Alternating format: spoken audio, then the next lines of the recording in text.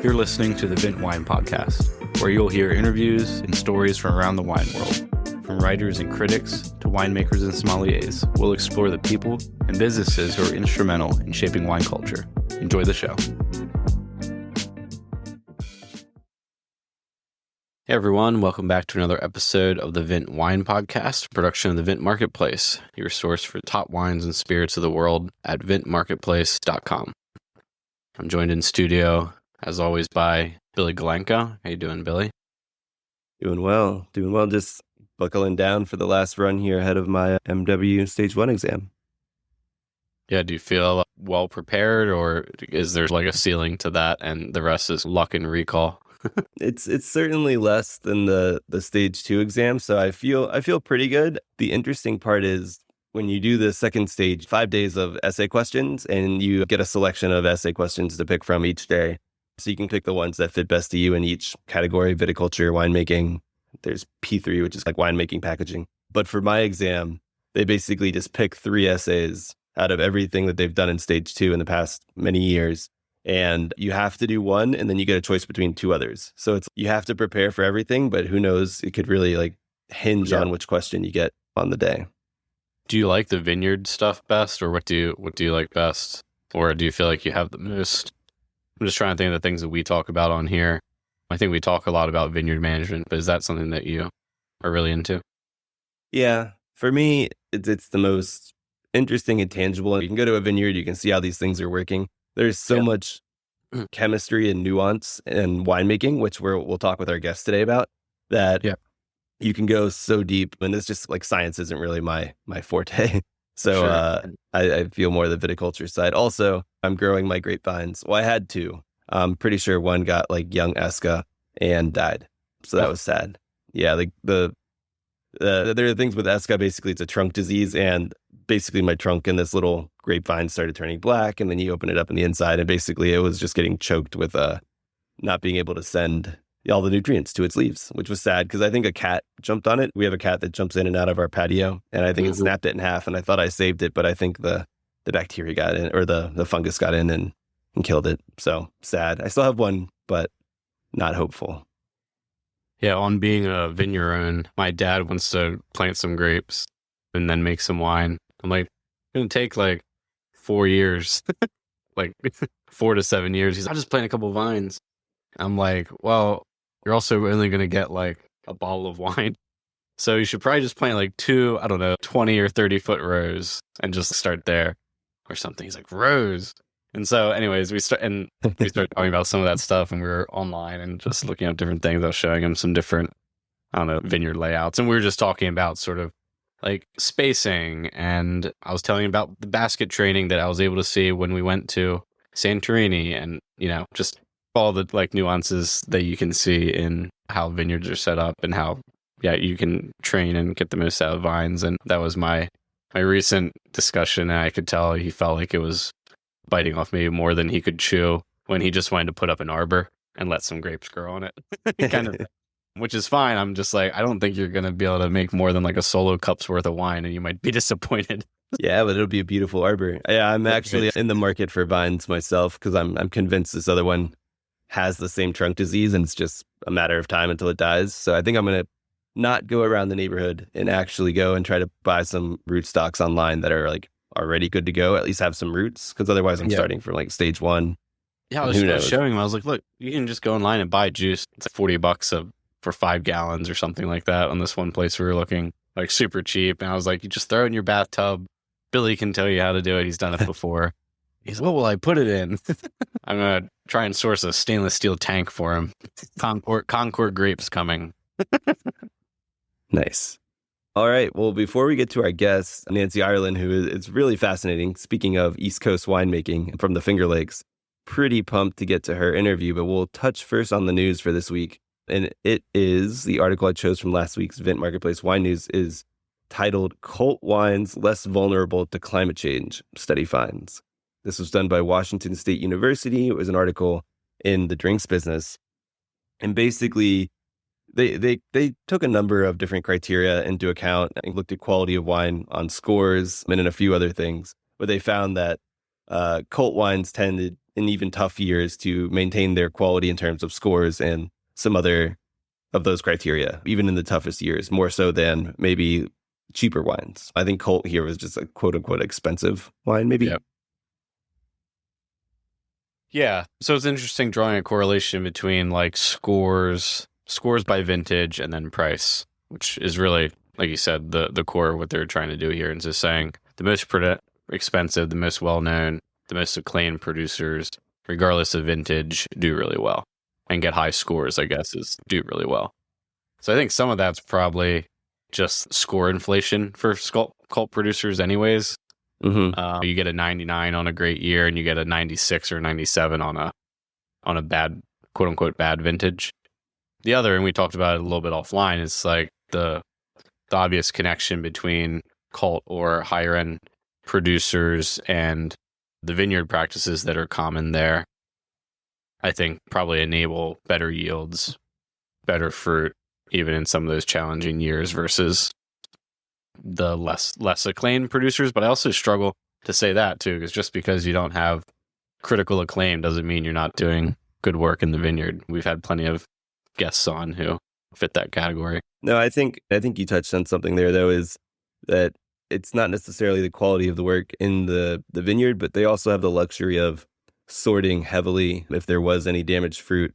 Sure. Yeah. Even in the vineyard, they can employ way more expensive things if they really wanted to, even those helicopters that blow away frost. But once they get to the winery, they can sort and sort. And if they only make 500 cases, 600 cases, not the end of the world. Whereas maybe this other not cult winery, not super rare premium, needs to actually make enough wine to just, pay the bills. So it's like they can't afford just to make nothing.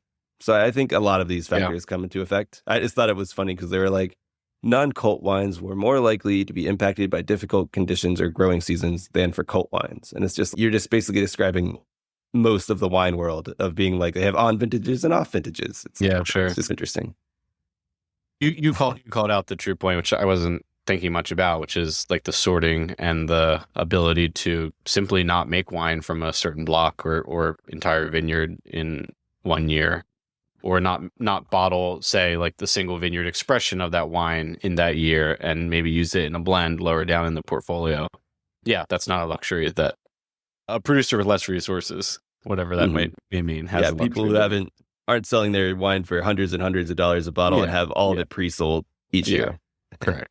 Yep. Yeah, for sure. All right, well, shall we get to Nancy here? Do you want to share a little bit about how you discovered Red Tail Ridge and why we ended up reaching out to her? Yeah, sure. Yeah, when I was living in Richmond, little bottle shop and market called Leek and Thistle, and a couple named Mela and Robert Jones. Robert, who works for Casella, he's national sales at Casella, which is a importer and distributor, and he introduced me to Red Tail Ridge. And he's also a master sommelier. That's what I was getting at. That's what I was getting at. Yeah, so Robert's an MS. I should have said that. And so he introduced me to Red Tail Ridge. I had their Riesling a couple years ago for the first time, and it's always stuck with me. And I've thought of them as a benchmark of quality. So it was cool to have Nancy on and share more about her history. Yeah, I hadn't heard of them before you brought them up, but it's interesting. We talked to her about it the first time she tasted with Robert, but it's basically a master sommelier tasting things throughout the world, even for his work too, and identified Red Tail Ridge as one of the top quality wines that he likes from that area, started carrying them in his shop, which really is kind of a vote of confidence for what they're doing there. And then now they've expanded immensely. We got to talk to her a lot. She had a really interesting background working in R&D at Gallo, which for people who don't really know, we've talked to a few guests, maybe not on the air necessarily, about the really interesting work going on at Gallo R&D side. And it's not like developing new colors or weird things for wine. It's like, how can we do better work in the vineyard? How can we do better work in the winery? And she really got to go deep in that for over 10 years, which was fascinating. And then was able to parlay everything she had learned into kind of this second life in 2005, where they opened Red Tail Ridge, and it's super well established. And she got to work with really, really fun varieties, cool climate varieties, including like Blaufränkisch and Dornfelder and a bunch of other cool things alongside Riesling, Chardonnay, Pinot Noir. So very cool, exciting to hear what they're doing now with sparkling wines. They're very pumped on it. It's really interesting how they're focusing now on sparkling, and it's not just run-of-the-mill, quick, like tank sparkling. It's extended lees aging. They have some of the wines on their laying down on their lees, their sparkling wines for 5+ years. So it's really, really cool to see what they're doing there, and a unique expression in a region that was actually known historically for making sparkling wines back in the late 1800s, early 1900s. Yeah, it's nice to be able to appreciate her enthusiasm about letting some of those wines lay down for a little bit longer. Like you said, they found something that's working in their portfolio, like they're doing well with their sparkling wine sales. It seems, and so it would be easy to just expand that and to take the quote unquote easier route of shorter time on the lees, just churn it out. But it's cool that they're putting down several wines for the long term. I'm excited to see how that plays out across their portfolio. The other thing I'm excited about is their Pinot Noir, which I picked up the other day when I was going through Richmond at Leek and Thistle, again, at Robert's spot. Yeah, it was great to have Nancy on. We are super appreciative of her for making the time. And so let's get over to that interview. But before we do, remember, check out our online wine and spirit store at vintmarketplace.com, where you can find all of the cult classics from Bordeaux to Barolo, as well as niche producers that your favorite somms are drinking. We have one of the largest selections of inventory in the US, so the most competitive pricing, whether you're an enthusiast or a collector. The Vint Marketplace is your go-to shop for stocking your wine cellar. And now, without further ado, here's our conversation with Nancy Irelan of Red Tail Ridge.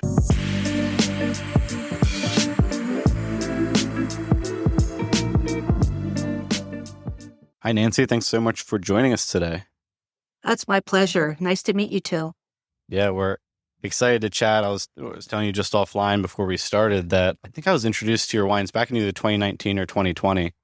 And yeah, it really took me to a different place in terms of what I thought the Finger Lakes could be at that time. And I know a lot of people have had similar experiences with top producers in the region over the last decade or so. And you guys are a big part of that right now. So it's great to have you on. Well, thank you. It's nice to be here. How about we start, obviously, for our guests who maybe aren't as familiar with you, just give your initial background into wine, how you caught the bug, when in your career, and how that started out in as brief or as long a way that you'd like to share that. Yeah. Well, I've been doing this for a while, right? Entered into the wine industry through UC Davis in 1989 when I got accepted into the PhD program for grape genetics and physiology. But the reason why I got the bug, it really didn't hit me hard until after I was in the program, because I actually was a chemist. I didn't come from a very well-to-do background. So in order for me to get my undergraduate degree, I actually had to work full-time during the day and go to night school. So I was an older student and I was a chemist. And I came from a long family of chemists. My dad was a chemist. My grandpa was a chemist. My two brothers were chemists. My brother-in-law was a chemist. My sister-in-law was a chemist. So you can imagine the dining room table dinner discussions. It was riveting. But yeah, I come from a line of nerds pretty much. And so I was fortunate. I worked for a company called E.I. DuPont. And I was on the analytical side of chemistry, working on reverse phase chromatography. And so I had a lot of experience in chemistry. But I was going to school at night for biology because I had to go to a college that had all the curriculum at night. So it was more of a general ed type biology PhD or a bachelor's degree. So I knew immediately while I was going to school and even before going to school that I wanted to have a PhD. Don't ask me why I knew that. I just knew that I wanted to be in a PhD program and I wanted to be a FADUD. And as soon as I got to the point with my undergraduate where it was obvious I was going to graduate, I started applying to graduate schools all over the country. And since I was an older student, I actually had to do it more creatively because being an older student, you don't necessarily have the best GREs and test scores. So I actually did my research, and this was back before computers. I was actually that didn't even exist. Oh my God, I'm so old. I was actually sending written letters to graduate programs because where I worked as a chemist, there were a lot of other PhDs there that had gone to school and they had recommendations of schools I could go to for agriculture. I didn't really want to work on chemistry anymore, especially on the chemical applications for agriculture.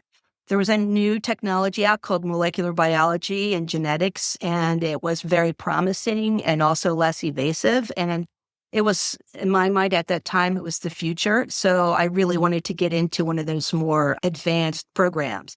And so there was a small niche of agricultural colleges that were excelling in that. And it just turns out that one that I applied to directly sent me the background on all the professors. And one of the professors just really caught my eye. Her work was really interesting. She was working on grapevine genetics. So I started reading up on her research, and then I started talking to her directly by letters. And I just was really keen to meet her. And I also obviously was interviewing at places like University of Delaware, Wisconsin, Penn State, Cornell, but not really working on grapes, working on more what we call genetic model systems. So things like fruit flies and geraniums and tomatoes, which they're interesting, but not quite as interesting as grapevines. So I was able to actually take a flight out and visit with her and interview. And once I met her, I just knew that was the home for me. And so I graduated from night school and immediately got accepted into the PhD program because I interacted with her directly. She brought me in as a research assistant, and that's how I could afford to go to school. And back then, it was very easy to get residency for tuition. So after 6 months of working there, I automatically qualified for in-state tuition, which was a lot less expensive because at that time, for graduate students, it was free. So that's how I ended up in the viticulture and enology department at UC Davis. So I was really working on fundamental science of grape genetics and biology, and all of the courses I took were more scientific disciplines like biochemistry, plant physiology, more chemistry, you name it. I was taking it: biology, microbiology, plant science, plant biology, plant biochemistry. And that teaches you a lot about just the underpinning metabolic activities that all organisms use to survive. And those things are consistent across anything that's a living system. There are fundamental pathways that we share with other organisms, microbiology or like yeast and bacteria, as well as plants. And so it really gave me a fundamental understanding of how things work from a molecular perspective. And that's come in very handy for me. So it's a long way of explaining how I ended up there. But once I got into the program, the people that I went to school with at UC Davis, most of the people in the Department of Viticulture and Enology were studying to be winemakers and grape growers. And so even though I was working on a PhD and working in more of a disciplinary area, I was hanging out with future winemakers and grape growers. And it was really compelling. It was really fun to work with them. Obviously, I made a bunch of homemade wine with these people. I got to know them really well. And it was just a really incredible community and felt like family. And when it was time for me to graduate, my professor was adamant that I need to go do a postdoc and work on some other system. She was thinking I should go to Australia. And I was like, I think I want to keep working on grapes. So by that time, I had actually made some connections with industry leadership at various companies because I was taking courses and getting scholarships because my grades were good. And so I got to meet them during the interview process for scholarships. And so I'd had some pretty good connections before I even I actually graduated from the program. And so I started calling people and saying, hey, I'm about to graduate. Is there any possibility you might be interested in somebody that has this advanced technical background to create a whole new program for you? And obviously the most relevant company was the largest winery in the world, which was E&J Gallo Winery. And I had already met their chief technical person that was like a liaison with all the academic institutions. And he and I had become friends, and it ended up that he just said, well, what do you think you can do for us for innovation? Because this was like in the I'd say 1993, 94. And I don't know if you know that much about Gallo, but Gallo was going through, I think, an evolutionary stage at that point where they had committed as a family to start looking at new techniques and kind of change and evolve the culture of the company. And I think I was part of that process and that recruiting. So I sent them a 2-page proposal of all the different technical things I could provide and contribute to their wine growing programs. And it was only 2 pages long, but it was fairly strategic. And I sent it in to this guy at Gallo, and that was a Friday. And on Monday morning, he called me and said, "You're hired."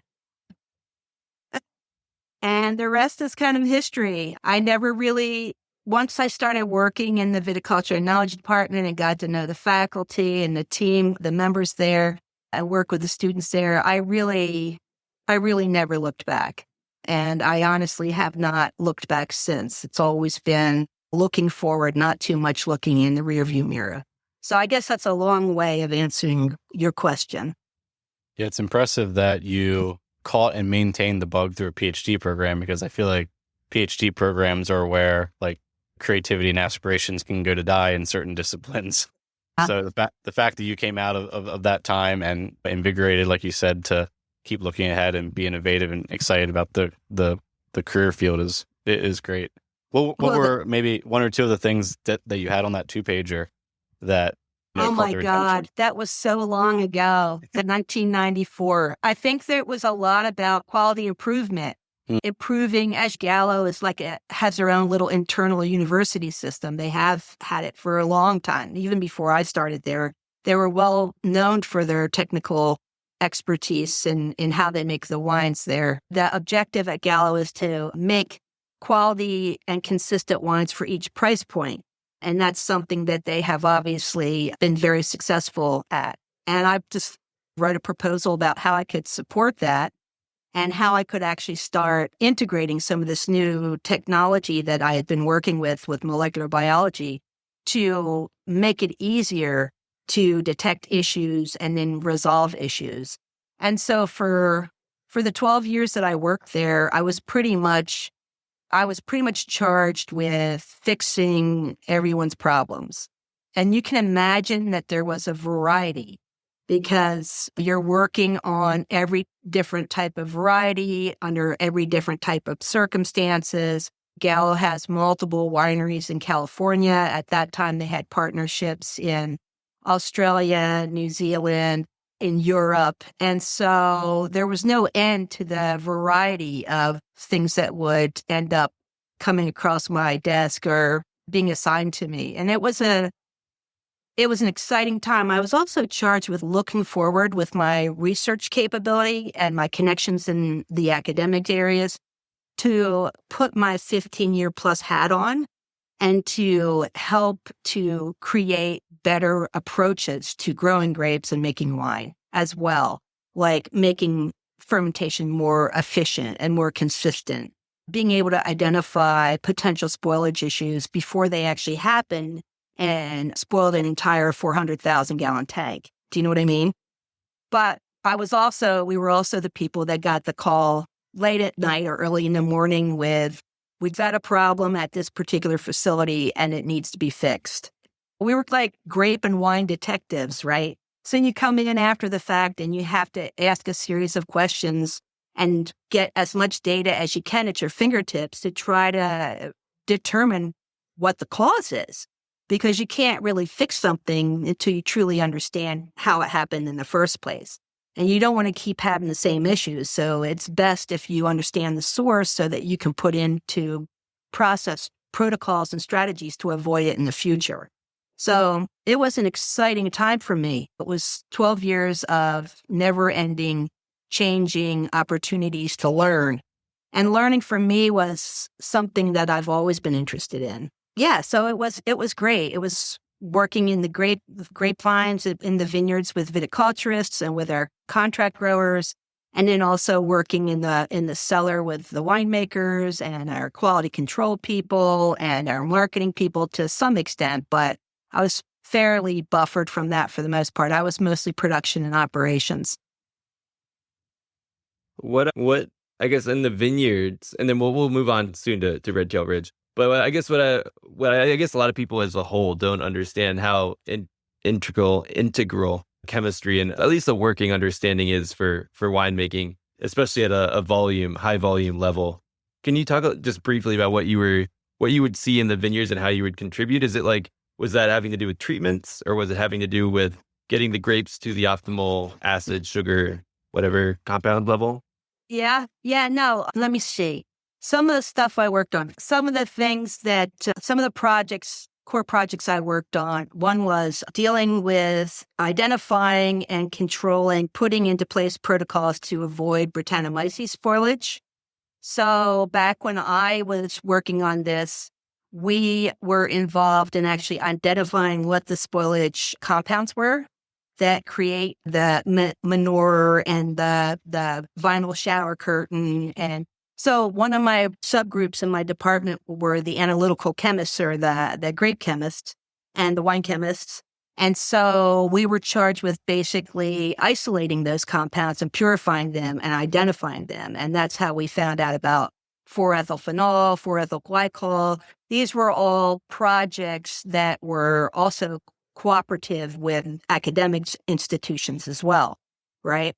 We also had the samples. We were identifying them, and then we were looking at various cellar conditions to determine what was causing that, and also what were the key factors in making it more obvious under certain circumstances than others, right? So it was basically uprooting, understanding what the cause was, and then developing measures, analytical measures to monitor when you make changes to the cellar or changes to your fermentation process or your storage process, how that would affect the accumulation of these compounds and affect the how you say it, viability of the yeast, the spoilage yeast itself. Okay, so that's one project. Another project was back in the 90s when TCA, trichloroanisols, became an issue. And not just for cork, but actually having tainted surfaces in the winery. Are you guys familiar with that? Yeah. No? Yeah. Oh, pretty. Yeah, explain it a little bit more. Yeah. Well, TCA is short for trichloroanisols.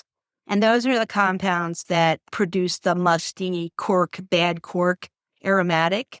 And so we actually were involved in identifying that compound and then being able to identify what was causing it. And then basically, in our case, my job was basically to audit all our different cellars and to determine if there was a source for the production of TCA in the cellar, right? And then how to eliminate that source, right? And then putting in place some monitoring methods to identify if that particular compound started to get produced again. You guys probably know by now that the main source of the production of TCA is in a cellar is when someone makes the mistake of using chlorinated compounds for cleaning. So things like bleach and brominated compounds, things like that, because the chlorine ions get soaked into paint, they get soaked into materials, and then they leave chlorine residue. And then when a fungus grows there, in order to grow, it has to detoxify that area. And it produces a natural compound that pushes into that surface where the chlorinated compound is, and it basically detoxifies it and releases it to volatilize it into the atmosphere so that then it can continue to grow as its mycelia or branch out and grow its mat fungus, right? So then it releases all these volatiles of TCA, and they are alcohol loving. And so if they're released in a room, they're going to go straight for something that has ethanol, right? And has an ethanol base. So that's why they get absorbed by oil-based paint. And obviously they get absorbed by wine.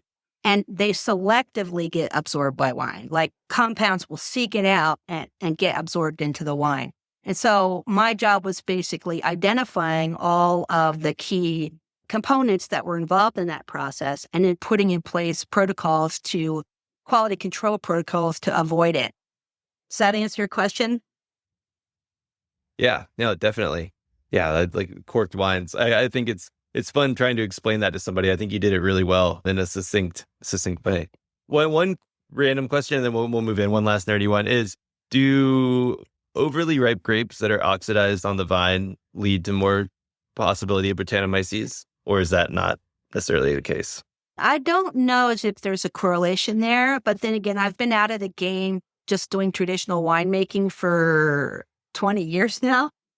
But I think that the fact is Brettanomyces is ubiquitous.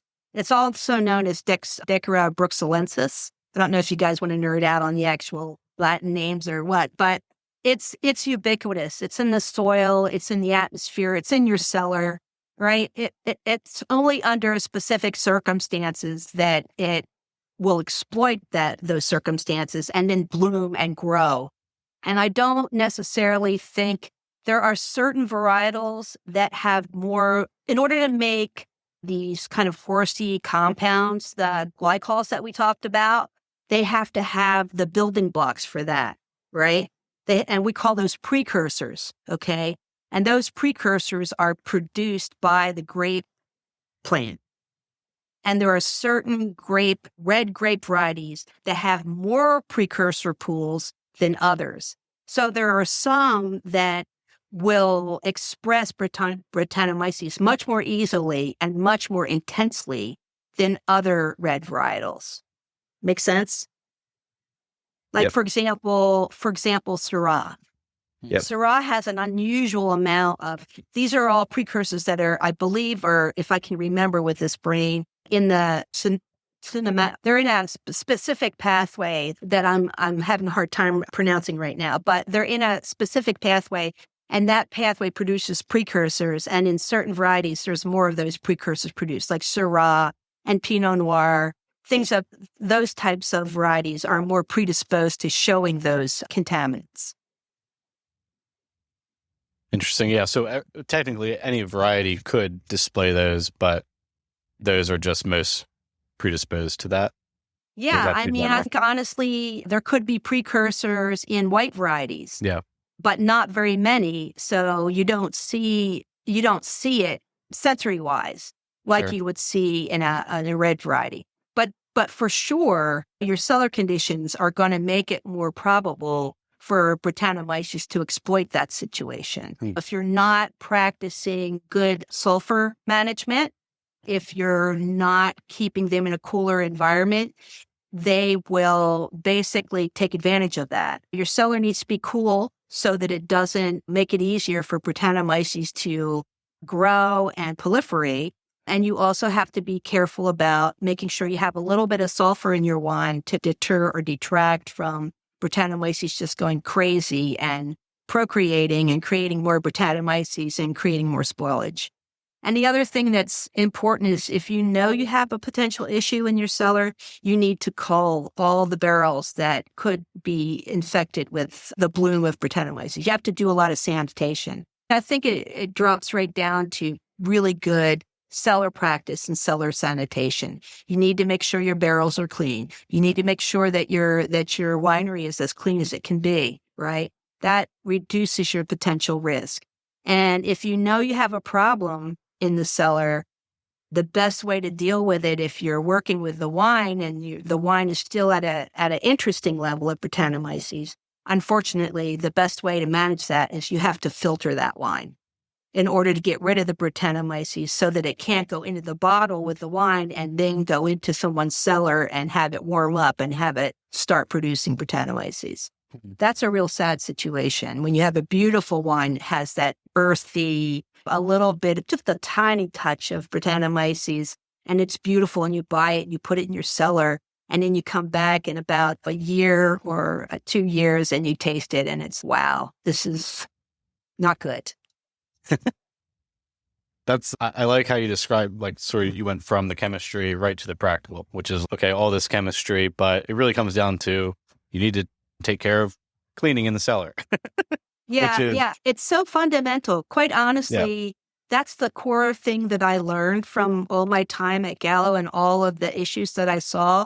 A lot of it just boils down to attention to detail. Sure. Just being aware and making sure that everything's clean, doing your best job to clean as quickly as you can and not leave a lot of dirty things in the cellar where nasty organisms can take root. And then once they take root, it's really hard to get rid of them. Yeah. So it's just good to be very prolific when it comes to cleaning. Yeah, I think that's a good segue into like the early 2000s here, right? 2005, I think, when, if I read on your site correctly, when you guys planted the first vines in what's now where Red Tail Ridge is. And so maybe you can talk about how the project came to be between you and Michael, and then maybe how much of what we just talked about over the last 20 minutes did you intentionally bring into that endeavor versus step back and maybe do more art versus science, or have you never thought of it that way? Yeah, I have a very tight budget now. Okay. I don't Not work E&J for money. really. That's Yeah, exactly. It's my own money, so I'm quite frugal. But like I said, I had an amazing career at Gallo, and I think I made a lot of really great contributions between myself and the team that I put together. Because by the time I left, I had a large team of troubleshooters. Most were nerds like myself.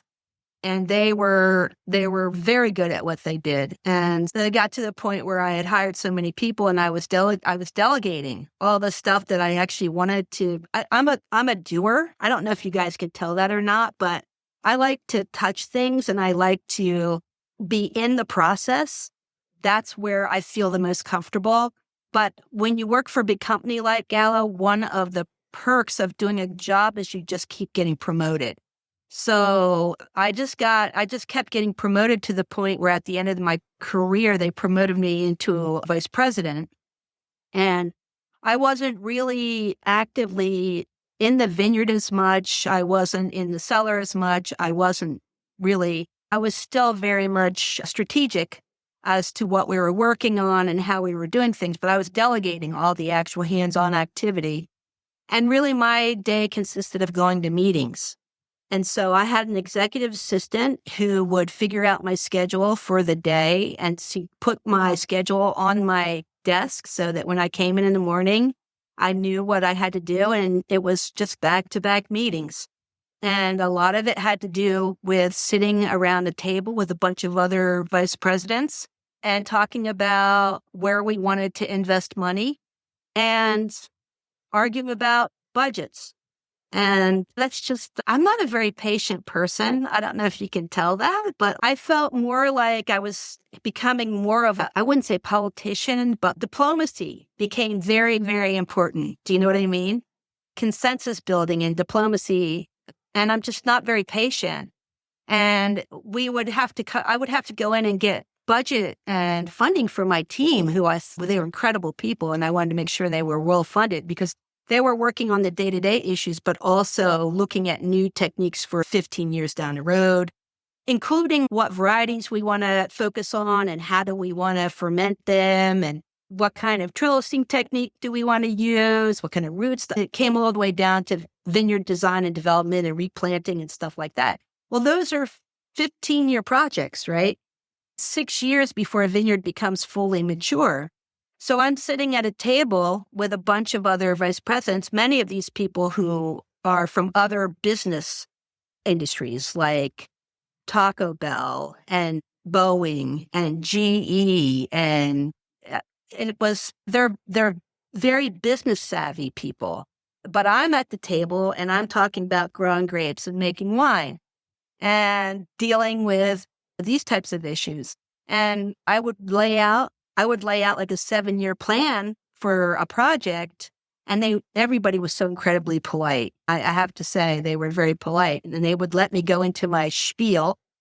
And then I'd get finished and I'd sit there and there is more than once someone would just say, that's really great, Nancy, but what can you do for me in 6 months? Right?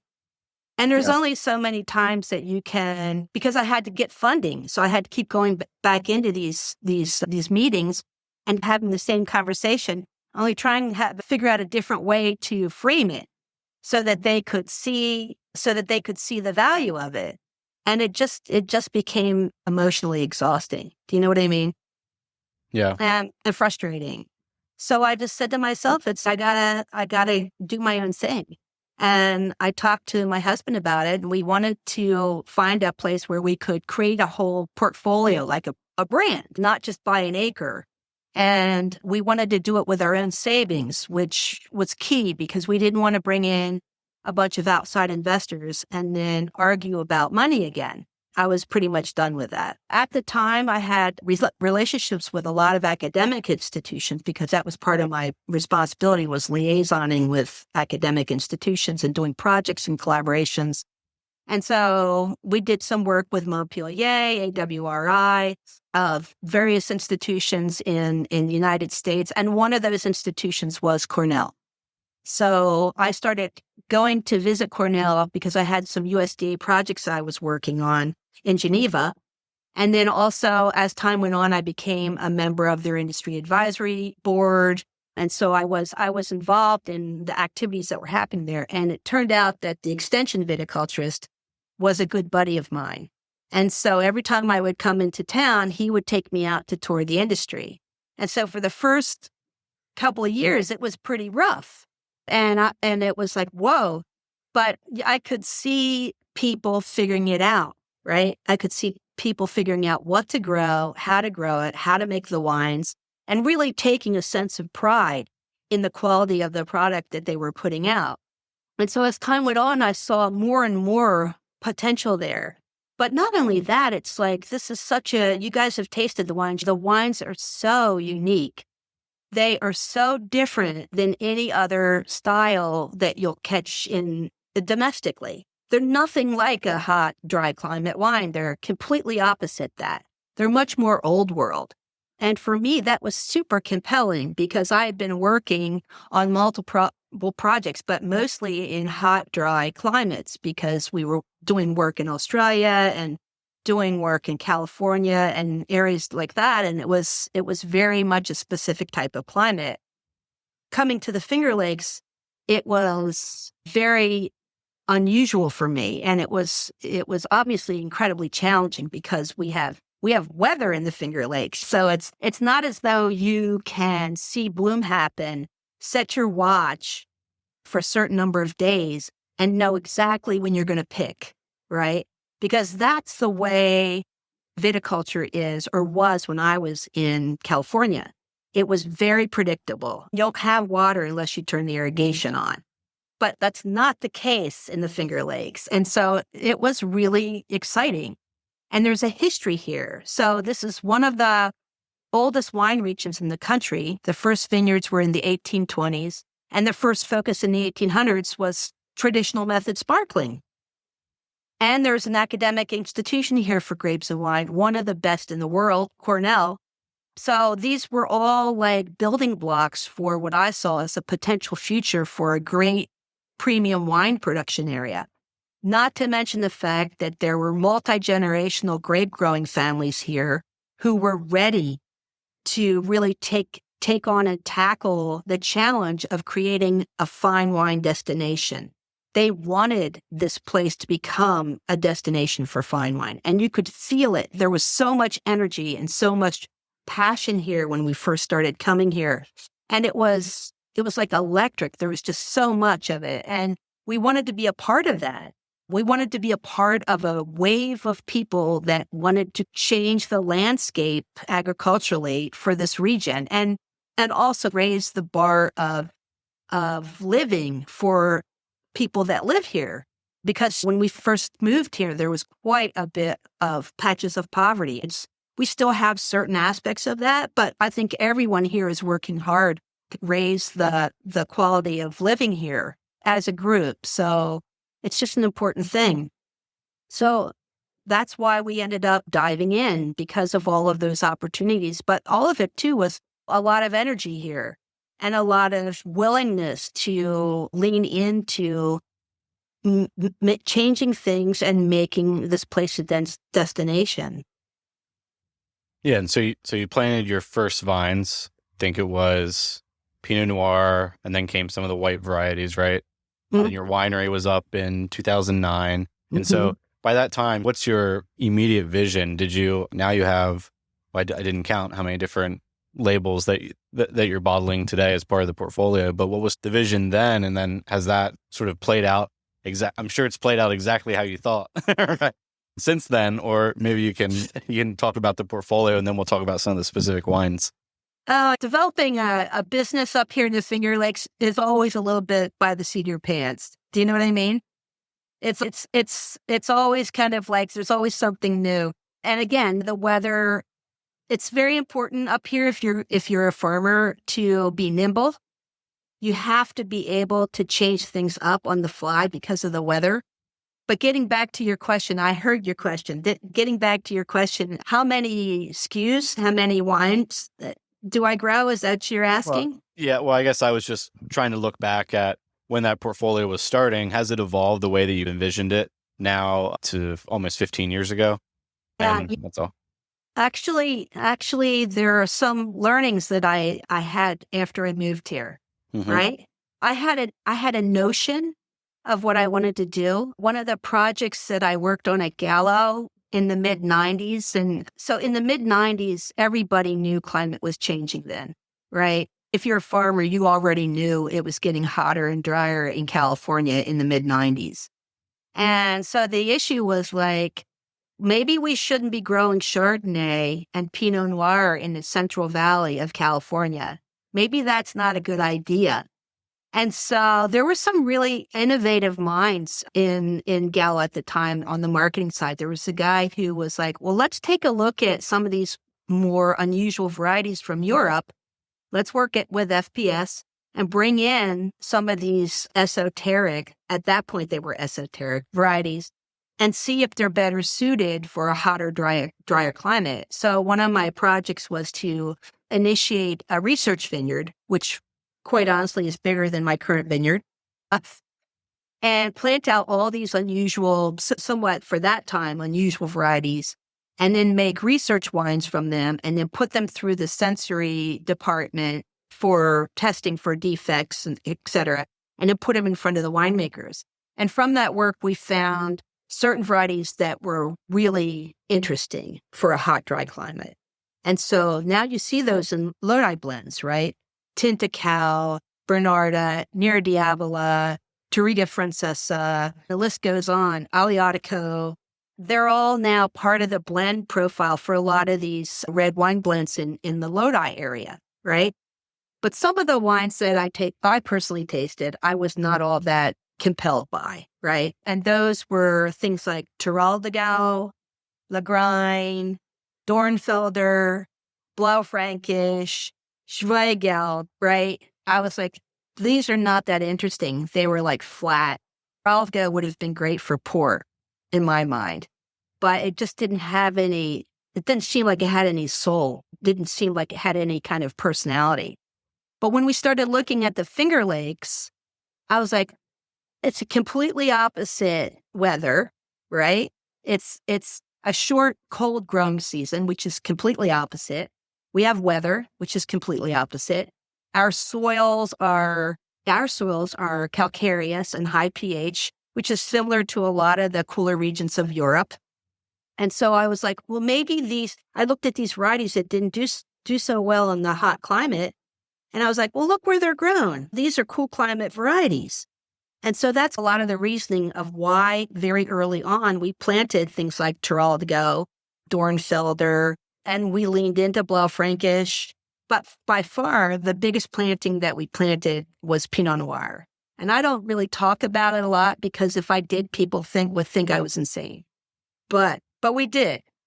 And we started working with Pinot Noir. And admittedly, for the first few years when the vineyard was young, it was very awkward as the vineyard was awkward. And it took a lot of work to manage the vineyard and tame the awkwardness of the vines to get really good year after year quality in the fruit. But over time, now that the vineyard is fully mature and we have a firmer like sensory and observational history of growing grapes in that location, we feel a lot more comfortable that the vineyard is now in a very much more balanced condition, and it's a lot easier for us to be predictive about when we have to manage something and when we're going to be okay. And I think it shows in the quality of the wines and the ability that I've had to be able to focus primarily on the growing aspect of it and then be able to dial back how much I intrude on the post-harvest component of winemaking. But I think there were hints. We've moved more and more into sparkling production. I wouldn't have thought that we would be leaning into sparkling as hard as we are now when we first started the project. But inevitably, after 2 or 3, 4, 5 years, what we were able to grow consistently at a very, very high quality standard, year after year after year, were grapes for high quality base wine for sparkling. This is something that we can do in the Finger Lakes that's very straightforward, takes very little manipulation at all, if any. And it's just a natural process from the viticulture and the weather that we have in the Finger Lakes. We have base wines that have beautiful natural acidity. They're very delicate. The phenolic edge is very low. And the aromatic and flavor profile of the base wines is fully mature. So that's this beautiful, mature base wine with flavor and aromatics, but still has this beautiful chemistry, low pH, high acidity, which is perfect for traditional method base wine. And you can't really say that about most of the domestic United States anymore, right? We naturally have the acidity. We're not adding acidity at the crush pad, right? It's something that we have, and it's like, why wouldn't we lean into it? It's the path of least resistance. It's like, why fight it? Obviously, it's a bigger investment because you need a warehouse space because you have to put this down in terroir for a number of years to get that soft texture from the yeast aging. So it is a big financial commitment. And making a really good sparkling wine takes a lot of years. It takes 5 to 7 years, so you have to be patient. But man, the outcome of it is just phenomenal. And we don't taste like champagne. And we don't taste like English sparkling. We taste like Finger Lakes sparkling. And I think that in itself is exciting because it's a completely different sensory outcome from the process.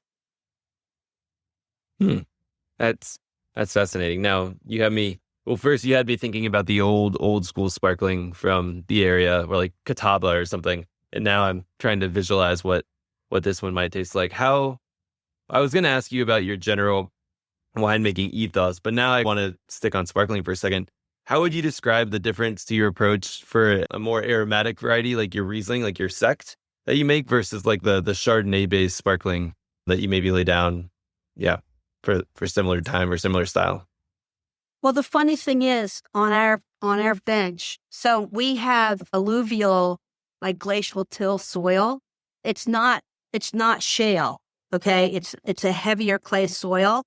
And the rocks, we have a lot of rounded rocks that have calcium wash on them. And there's a lot of like lake or marine influence on our property. And we think that maybe there's a possibility that part of our property was a glacial alluvial fan. But my point is that the Riesling that comes off, I don't know if you've tasted my Rieslings, but our Rieslings are really much more aromatically, and they're much more precise. They're very minerally, and they're very tight. They're not big bouquet, big floral. Our property just doesn't seem to produce that stylistic character. And also, when the fruit is ripe on our property, the clusters are ambered. They start to get golden, and they get really soft. And when you look at the chemistry, they're actually starting to raise in pH and lower in acidity, right? So when we pick for base wine for Riesling, we actually have really beautiful base wine chemistry for sparkling with Riesling. So we're talking about pHs that are somewhere around 2.9, 3.0, which is low. So there's no potential issue with malolactic, because you don't want malolactic unless you want it, right? And then the acidities are somewhere around, I get somewhere around 9.5, which is like just perfect for a sparkling wine, versus a lot of the shale soils around here where I don't know if it's clones or if it's a combination of the clones or the location, but lots of times at full ripeness, that fruit comes in at a much lower pH and a much higher acidity. Like we're talking like 12 grams, 12 and a half grams, which creates a completely different like perception in the mouth and takes a lot longer actually to age for softness, because we're actually dialing back on the amount of sugar that we need for disgorging, for dosage, by letting the yeast sit in the bottle for 3 to 4 years. By giving 3 to 4 years of age in bottle, the yeast is releasing a lot of the softness, the autolysis with lipids, fatty acids, proteins, adding a lot of complexity and dimension to the wines. And it means we can dial back the amount of sugar that we need to add in the dosage liquor to balance out the more bracing aspect of acidity for the Riesling. But I guess this is a long way. I keep taking the long way. Sorry, guys. This is my way of saying that the aromatic profile of Riesling versus Chardonnay, they are not that dissimilar in my hands from my vineyard. They're both very minerally. They're both very precise, and they're perfect for base wine. They're just a little bit different in how that's pronounced, right? Yeah, and you add some of that. I guess some of that aromatic bouquet comes from the tirage, and 4 years for the Blanc de Blanc. I think I read. And is that I don't know how you would use the words extended, but would you lay something down for 7 years, or are you doing quote unquote more extended beyond 4 right now? I've finally forced my accountant husband Yeah. to put away like half of a tirage cage of each release to hold to not disgorge for 10 years. Okay, good. So that we can have some fun extended aged wines, because I think they'll be even more interesting. Like for the Blanc de Noir, it's got that really interesting kind of mushroomy, brioche character. It's a little bit heavier. The base one is a little bit heavier, and I'm just like really looking forward to seeing how that translates with more time on yeast. That's really cool. I was mentioning to Billy, and I actually don't think I have tried any of your rosés up until this point. But what's that exploration been like, and what's the reception been like as well? I guess just maybe in your market and amongst the folks that you sell it, the demographic that you sell into.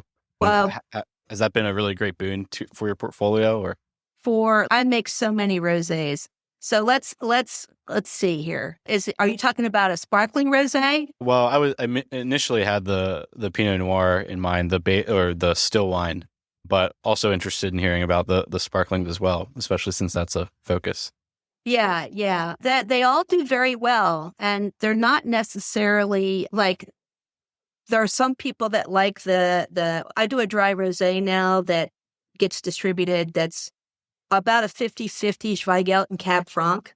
And the Zweigelt really adds this really juicy kind of core to the wine, but then the Cab adds this more kind of earthy character to the wine. So it's got this kind of interesting, complex layering effect.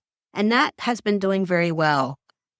I actually have to say we do quite well with sales for all of our rosés, the sparklings and the dry rosé. So I make a Pinot dry rosé and then the blend dry rosé. I make extended 4 years in tirage sparkling rosé, which is Pinot, and then I make a Blanc de Noir, which is 100% Pinot, which is again 4 years in tirage, and then I make a Pinot Pétnat, which is she's a wild child. I guess I asked about the sort of selling into your client base, whether it's distribution, or I'm mainly thinking about folks who are a part of your brand, maybe either through if you have a collectors club or wine club, or who get to come out to your properties, because you mentioned earlier that you met folks when you came to the region in the early 2000s who really wanted to make it a premium wine destination. And so I'm curious to hear just about what's it like to come to the Finger Lakes, what's it like to come visit Red Tail Ridge, and to spend time in the region as a enthusiast, as a collector, as a wine lover, and how's that changed over the last 10, 15 years? It's an incredible evolution. I'm super proud of what this community has been able to accomplish, particularly with the hurdles that we've dealt with, COVID and everything else. I think we've been able to be, again, the word nimble comes up. We've been trying to figure out how to survive, not just survive, but thrive as a community. So a visit to the Finger Lakes. I can tell you that once we decided that we needed to lean more into sparkling, which I think we've talked a lot about now. One of the things about being a sparkling house is that you need to have good food and you need to have hospitality. If you're gonna throw down on bubbles, you have to back it up with good hospitality, good service, and good food. So we are actually in the process of finishing up our commercial kitchen, and we're about to install the hood. We have instituted a series called the Visiting Chef Series, where I spend a lot of time on the road selling wine away from here. And so during the course of that, most of the homes for Red Tail are on premise. And so I've gotten to meet a lot of really wonderful people in all kinds of locations and fantastic chefs. And so what we're doing now is we're working with these chefs that are not from around here to create this Visiting Chef Series where we have a chef come up and do a dinner with us on the property. And basically, in our minds, it's to share their cuisine with people in this region who would not normally actually have access to that cuisine. So that's taking off now. We have a chef coming in. We've had 2 dinners so far. And we don't even have the hood installed yet. We're not really cooking everything on site. The chef is coming a little bit like a caterer, but we're still getting it done. But I can't wait to actually do everything on site once everything is put in place. But that's our idea for on site. There's also, we're right in the middle of the vineyards. So it's not as though the tasting room is on the road and you don't get to see the vineyards. It was very conscious for Michael and I to actually put the tasting room and the winery up in the vineyard so that when you come to see the tasting room, you have to go through the vineyard in order to see it. Because I feel like our vineyard is probably one of the best kept vineyards in the Finger Lakes. My husband is incredibly meticulous, and I think it shows in the wines and the quality of the wines. But it's also great fun when you're driving up through the vineyard to take a look at all the varieties because we've got them all labeled so you can see what they are. So that's a trip to the Finger Lakes. We have an outside pavilion now, dog friendly. People can hang out in the pavilion and have wine and snacks. And then the cellar is connected and the warehouse is in between the cellar and the hospitality, the warehouse where we have all the terroir stored. So we're doing little specialized tours for people when we can. It's not like our general process because we're pretty limited on staff right now. In fact, anyone who is looking for a job in hospitality, please contact me because we're always looking to recruit really good professional people. And we have such a small pool here in the Finger Lakes. It's like we're always trying to recruit from outside of the region and bring the skill base in. The other thing that's really cool about the Finger Lakes is that it's not just us, right? So there's 150 wineries. Many people in the region have really doubled down on hospitality, on offering food service. Now there are restaurants in the region, farm-to-table restaurants. A lot of families have moved up here, young families with their kids to start small boutique farms for CSAs. We have a cheese trail. We have, that does, for example, blue vein goat cheese. One of the top 5 domestic cheeses in the United States is right here on Seneca Lake. We have a piggery that raises heirloom pigs for charcuterie. I believe we have a domestic rabbit farm for food, and we have local butchers. We have 11 lakes. We have sailing. We have swimming. We have boating. There's a renovated 3-masted wooden sailboat called the True Love on the southern tip of Seneca that does charters every day and does an incredible sunset cruise and goes out on Seneca. And it's so much fun. We also have hiking trails. If you Google Finger Lakes waterfall trails, there's probably at least a half a dozen unique waterfall trails through the gorges in the Finger Lakes. So there's plenty of things to do. And there's great fried chicken, in case you want to have fried chicken with your sparkling. There's an ice cream place that makes ice cream out of duck eggs called Spotted Duck. Yeah, we have a flair for the esoteric up here, which I think is great. The cool thing about Finger Lakes is we're never going to be a big corporate place. There's a finite place where you can grow grapes sustainably every year.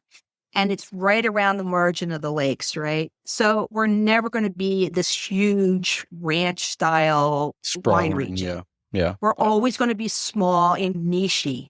And that's just fine with me. I think there's a lot to be said for that. When you go to Europe and you go to small wine regions in Europe, they all have their specific grapes that they grow and the wines that they lean into that they know are the best examples of that place. And they embrace that and celebrate that. And it turns out that everything that they raise and grow there for food perfectly marries with that wine. So I don't see how we need to be any different from that. That's awesome. Yes. Sounds like there's something for everyone. You mentioned small. Still, if you're going up to spend a week or a weekend, 150 wineries, there's got to be something to fill your time with. My suggestion for anyone who comes up, don't try to do more than 1/2 of a lake a day. Pick a path on one side of the lake and stick to it for that day. All right. Because if you try to go to other places on the other side of the lake or to other lakes, you're going to get so frustrated because the lakes are huge and tourist traffic is very slow. And it's you're best off to just commit to doing 3 or 4 wineries on one side per day and then just make a pact that you'll come back.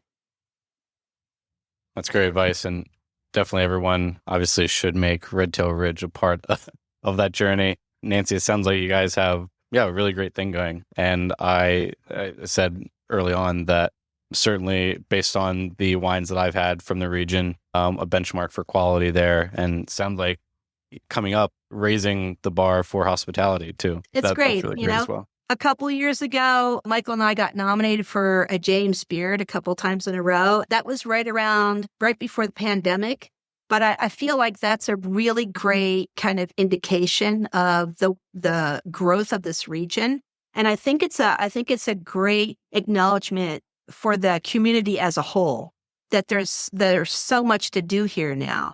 And we're just trying to work with people here to get more accommodations for people, to get more restaurant options for people. We're continuing to evolve. We're small, but I think we've got big aspirations in this place. That's great. Nancy, thanks for your time. Appreciate you sharing so much with us and both about your background and about your projects currently. So I hope to stay in touch. Yeah, absolutely. Come visit the Finger Lakes. Would love to. Thanks for your time.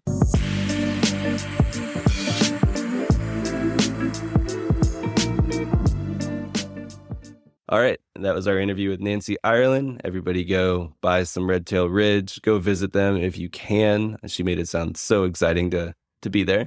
And for now, that is our episode for this week. And we have an exciting hospitality guest. Stay tuned for next week. Cheers.